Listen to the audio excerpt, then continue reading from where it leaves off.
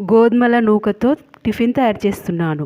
Stove వెలిగించి బాండీ పెట్టి ఆయిల్ వేసి శనగపప్పు, ఆవాలు, జీలకర్ర, పచ్చిమిర్చి, ఉల్లిపాయలు, జీడిపప్పు వేసి ఇలా దగ్గరికి వచ్చేంత వరకు ఇలా కలపాలి.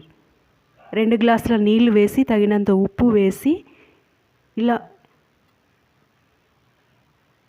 కలపాలి. గోధుమల నూక వేసి ఇలా కలిపి దగ్గరికి వచ్చేంత వరకు కుక్ అవ్వనివ్వాలి. కప్పు కొత్తిమీర వేసుకోవాలి. దగ్గరికి వచ్చాక సర్వ్ చేసుకోవాలి. ఎంతో రుచికరమైన, ఆరోగ్యకరమైన, టేస్టీగా ఉండే గోధుమ నూక టిఫిన్ తయారు.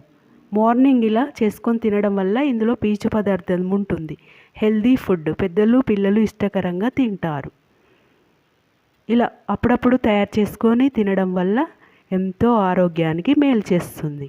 గోధుమల్లో పీచు పదార్థం ఉంటుంది.